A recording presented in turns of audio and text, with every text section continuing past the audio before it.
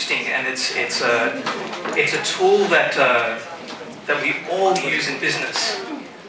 Everyone that I meet professionally, business-wise, it's a great tool. Career-wise, it's a great tool. Until tonight, I met this guy, and his name is Sally. Yes, he has a girl's name, and he's not on LinkedIn, so I'm trying to process that one. But he did tell me that he's a part-time clown as well, so I see where that's going. But he also has an app development company. So Sally, I told you I'd call you out there, so he's up the back there if you need a mobile app, or you need a clown. See that man there? It's a LinkedIn. What I've called tonight's presentation, so I actually did this especially for you guys, so I'm glad that you all turned up, thank you. I actually called it Career and Personal Brand Secrets. I didn't mention the word job seeking, job hunting. You know why? Because those people on LinkedIn are a real pain in the ass. They can be, but the ones who know how to use it properly and use the etiquette are like diamonds in the rough. So we want to aim for more of the diamonds in the rough. So on LinkedIn, here are the things that I found in 2004. I thought it was really interesting. It was one of the many social networks that I joined. Anyone heard of Plaxo? It was crap, basically, because it would all of a sudden send out emails to everyone without you knowing it. So I instantly barred that, but I saw the value in it because it was telling people not only what I was doing, but what I've done, and also I could find out about what other people have done as well. The other thing that I've done on LinkedIn is being an early starter. In 2007, I started up some creative industry groups. One is called the Music Producers Forum. I'm going to move this over here, maybe. Oh, there it is. So Music Producers Forum now has 15,000 members on it, on that group. It's in the top 10 of the music group category of the 8,000 music groups that are out there. I also have the TV production forum and the film production forum. So this is a part of my evil plan to take over the world as well, which is another presentation. The direct benefits I've found is managing your contacts offline and online. It's not just about stalking people that you want to get to know professionally. It's also about the people that we meet in a room. And that was going great until I met Sally, and I said, hey Sally, let's connect on LinkedIn. I don't have LinkedIn. It's like, well, please leave. But anyway, I don't think I've converted him yet. But basically, the offline to the online kind of relationship is really important. It becomes kind of like your business card and then some. Another key benefit, again, is it's a valuable content source. Now, a couple of years ago, LinkedIn moved into the content model of what they now call Pulse, is where they have influencers or thought leaders who submit articles, thought leadership style articles, and videos. For example, Richard Branson's there. He has some great posts. But you know, there's a world of great content there. For whatever business vertical you are in, you can find some great content. It's also a professional community building tool, as I've done up there as well. So being a part of a community or building a community, they're two different things that are quite powerful to do on LinkedIn. This is important. This is called reputation management. You know, is this guy full of shit, or does he have other people to back up what he's saying that can actually endorse or give him a testimonial, or her? In Sally's case, that would be him or her. I don't know that yet, but yeah. But it basically gives us some kind of credibility within the space of our professional world. Now, put here as another point, job listings. It has it, but I honestly don't think that is the most important part. It is important, and it's probably important for the job seekers, but I think there's a whole lot of things you need to do before you actually start going and attacking the job listings. You know, getting the credibility from those endorsements, connecting with people that you've worked with in the past. For me, having a over 25-year career of working, it's been great, as I've had people endorse me from 20, 25 years ago. So that's been fantastic. So I've got here considerations for investing your time, because as we all know, any social network that you pick will require an investment in time. And time is money. Time is greater than money. You can't replace it. So saying what you're good at is no longer acceptable. You have to demonstrate it. And what LinkedIn does, just with the endorsements and with your connections, you're already demonstrating some form of credibility.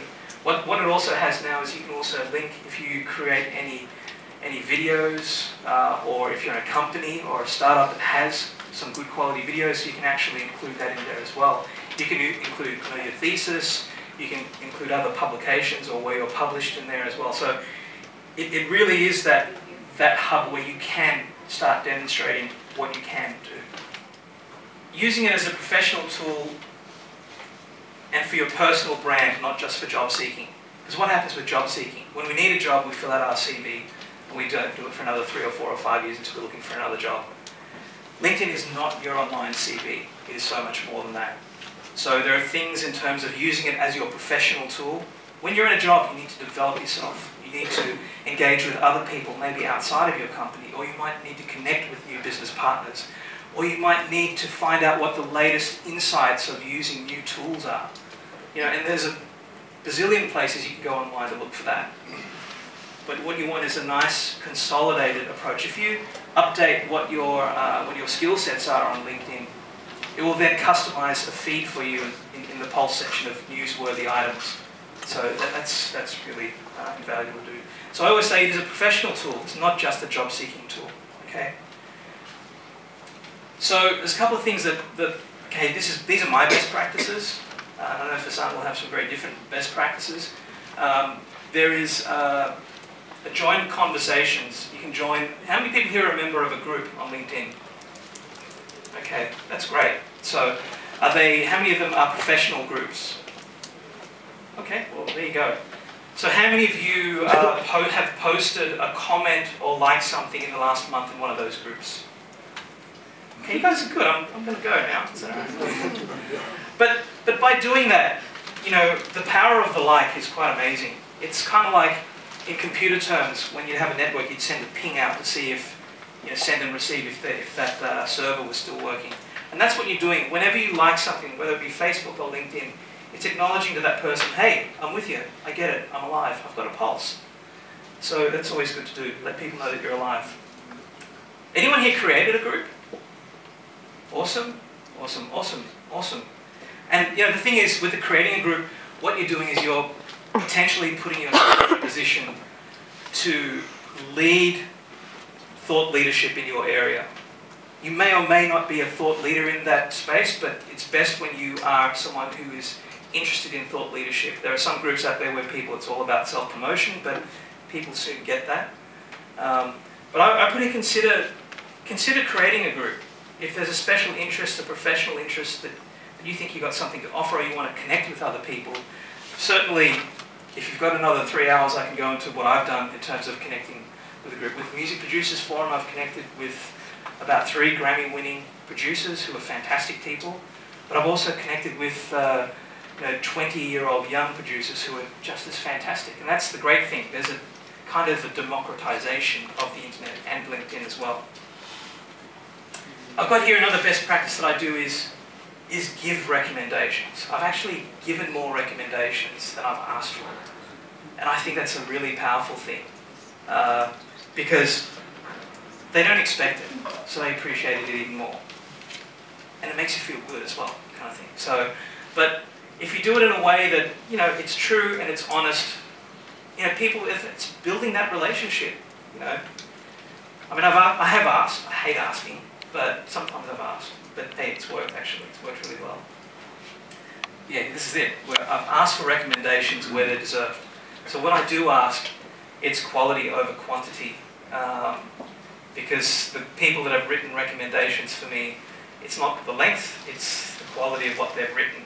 Some I just haven't published, just because he's a good guy, I really like him a lot. Yeah, that kind of doesn't cut it, right, on LinkedIn. So quality over quantity. LinkedIn Pulse, as I mentioned. How many people have been on Pulse on LinkedIn? Okay, yeah. Everyone, go on it. It's on the top navigation bar. One of the drop downs there. There's great content there. Not only that, it's a new service, as I said, that's customized for you and who you are.